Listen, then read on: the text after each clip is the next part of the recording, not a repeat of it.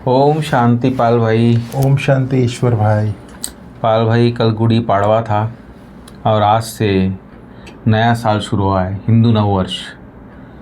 तो ये जो नववर्ष है इसमें सब खाते पुराने समाप्त करके नए खाते शुरू होते हैं, इसलिए इसको मार्च एंडिंग भी बोलते हैं। अच्छा। मार्च एंडिंग में सारे अपने हिसाब किताब सारा जमा करना पड़ता है, गवर्नमेंट के हिसाब से भी हर प्रकार से।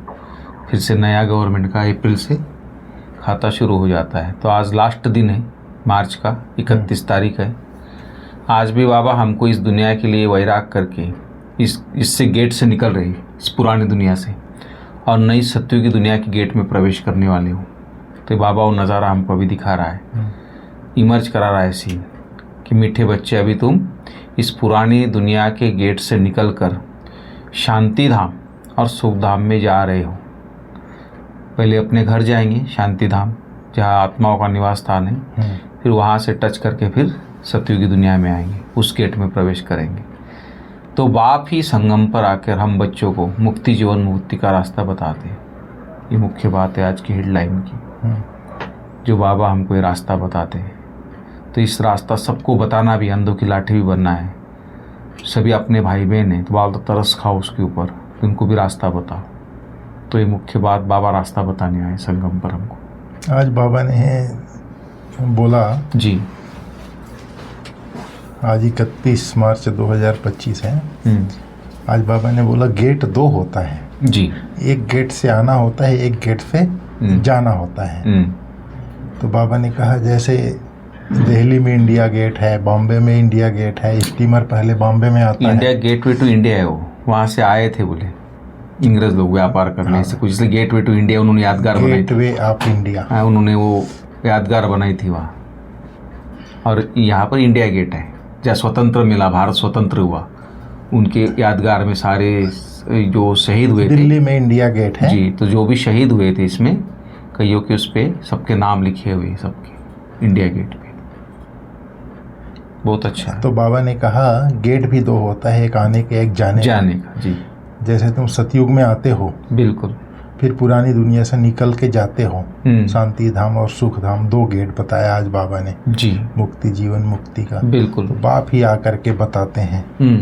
तो इस तरह से आज बाबा ने बताया 2 गेट का जी राज बताया बाबा।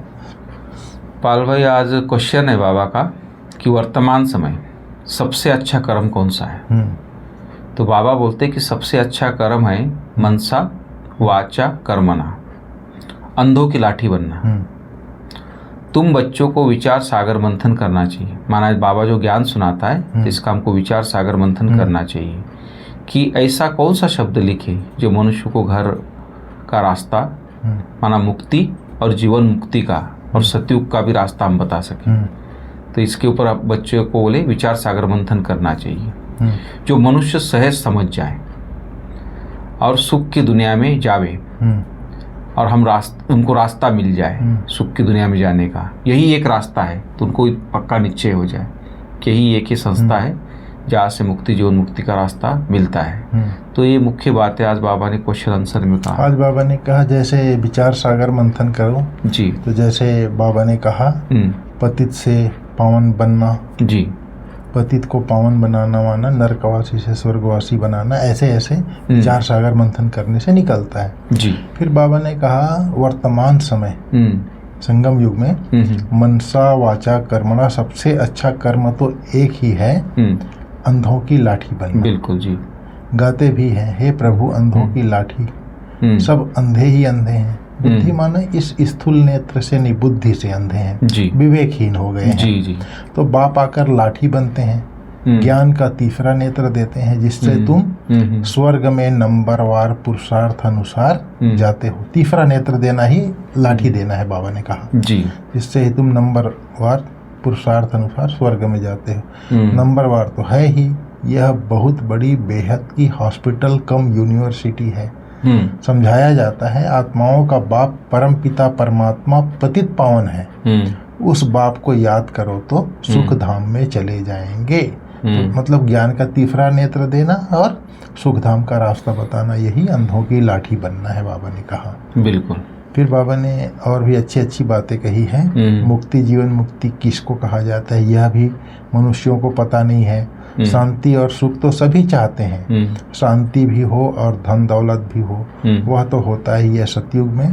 तो नाम लिख दें, गेट वे ऑफ शांति धाम और सुख धाम, अथवा gate of purity, peace, prosperity. फिर बाबा ने कहा बुद्धि में है, हमको बाप मिला है तो वह खुशी भी रहनी चाहिए, परंतु माया भी कम नहीं है।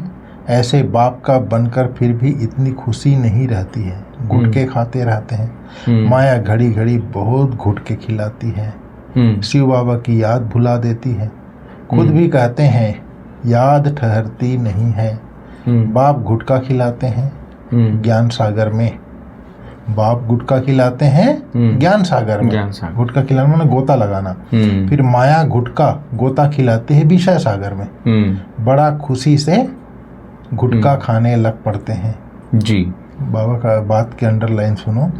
मतलब माया बुद्धि उसी में गोता लगाते रहती है, खुशी खुशी से उसी में गोता लगाते रहती है बुद्धि, मतलब विषय सागर की बातों में। जी। और बाप गुटका खिलाते हैं ज्ञान सागर की बातों में, बुद्धि को ले जाते हैं। लेकिन माया जो है विषय सागर में ले जाती है। बाप कहते हैं शिव बाबा को याद करो, माया फिर भुला देती है। बाप को याद ही नहीं करते, बाप को जानते ही नहीं, भूल जाते हैं। फिर आज बाबा ने कहा तुम्हें मनसावाचक कर्मणा पर बहुत ध्यान रखना है, कभी भी तुम्हें क्रोध नहीं करना है। क्रोध पहले मनसा में आता है, फिर वाचा में आता है, फिर कर्मणा में आता है। यह 3 खिड़की है। इसलिए बाप समझाते हैं मीठे बच्चे, वाचा अधिक नहीं चलाओ, शांति में रहो।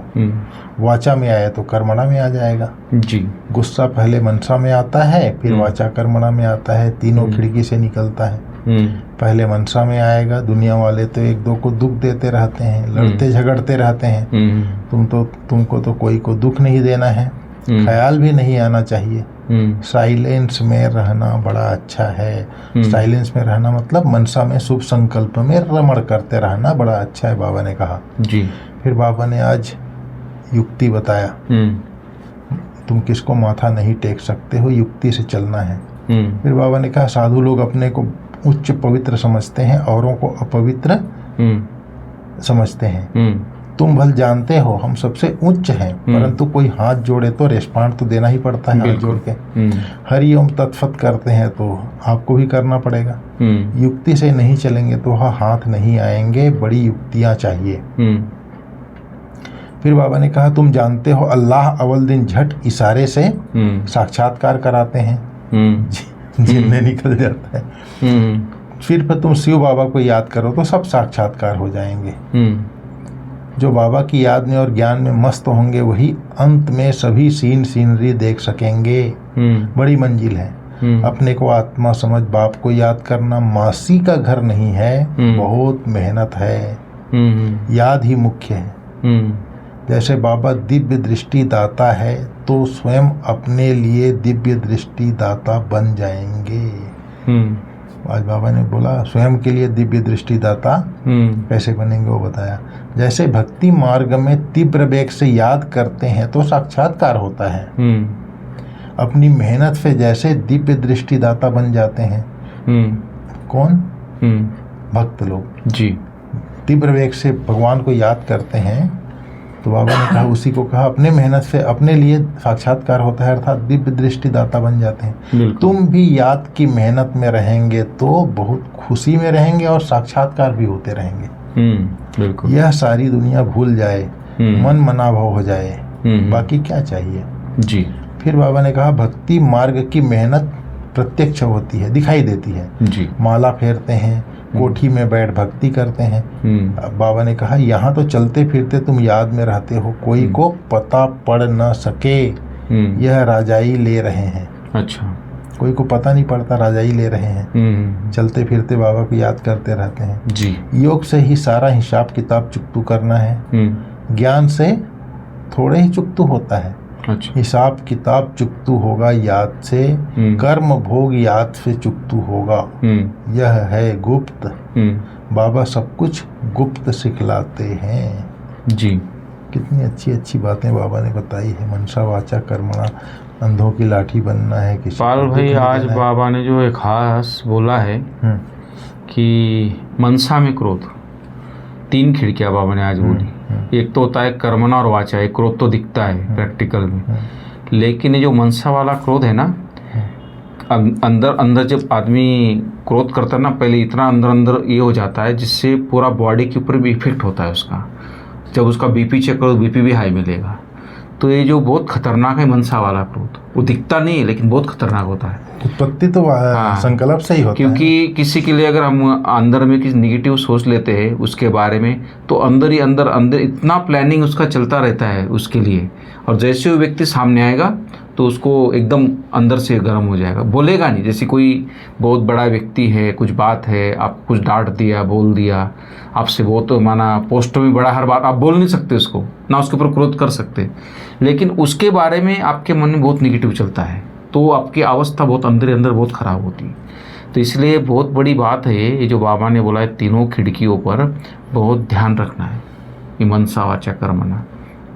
अगर इसके ऊपर हमारा ध्यान है, अटेंशन है, तो मैं समझता हूँ हमारी अवस्था भी अच्छी हो। उसके लिए बाबा ने बोला ना जी, साइलेंस में रहना बड़ा अच्छा है। साइलेंस माना जी शुभ संकल्प, स्वचिंतन करो, स्वदर्शन करो, तो अंदर ही अंदर जो व्यर्थ संकल्प चलेगा, ईर्ष्या, द्वेष, नफरत का जो संकल्प चलता है वो खत्म हो जाएगा। आज बाबा ने एक शब्द में उसका युक्ति बताया जी। तो साइलेंस में रहने के लिए भी ज्ञान चाहिए। जो बाबा इतना ज्ञान सुनाता है, उसका विचार सागर मंथन है, तो व्यक्ति नेचुरल ज्ञान के आधार से मन को शांत कर सकता है, शांति में रह सकता है।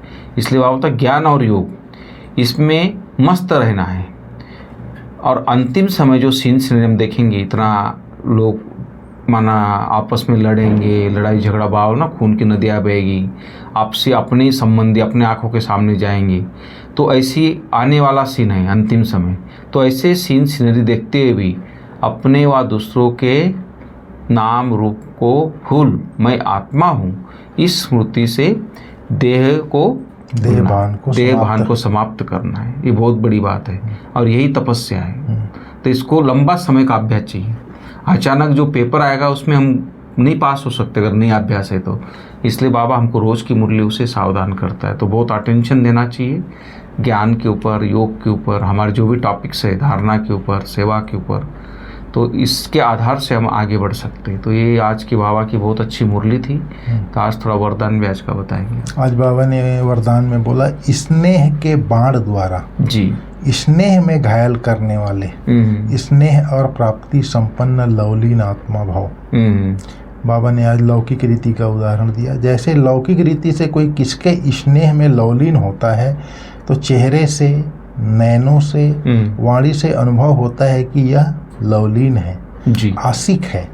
ऐसे जब स्टेज पर जाते हो तो जितना अपने अंदर बाप का स्नेह इमर्ज होगा, उतना ही स्नेह का बाण औरों को भी स्नेह में घायल कर देगा। बिल्कुल। जैसे दादियाँ हमारी बाप के प्यार में डूबी रहती हैं, भले भाषण करने आते थे जी, लेकिन भाषण की, बाबा ने कहा भाषण की लिंक सोचना, पॉइंट दोहराना यह स्वरूप नहीं हो। स्नेह और प्राप्ति का संपन्न स्वरूप, लवलीन स्वरूप हो, अथॉरिटी होकर बोलने से उसका प्रभाव पड़ता है। बाबा ने कहा जैसे हमारी दादियों में स्पष्ट दिखाई देता था। बाबा की याद में बाबा के प्रेम में डूबे हुए आकर के खड़े होते थे, वही दृष्टि से देखते थे, स्नेह के बाण द्वारा स्नेह में घायल कर देते थे, स्नेह और प्राप्ति संपन्न अनुभव करा देते थे। ऐसा स्नेह और प्राप्ति संपन्न बनने वाले लवलीन आत्मा बना देते थे। बिल्कुल। फिर आज स्लोगन में बाबा ने कहा है, संपूर्णता द्वारा समाप्ति के समय को समीप लाओ।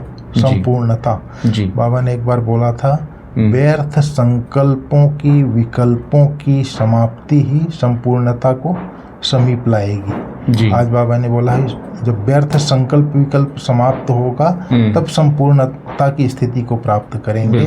जब संपूर्णता की स्थिति को प्राप्त करेंगे तब समाप्ति का समय समीप आएगा। बहुत ठीक है भाई साहब जी। ओम शांति। Thank you.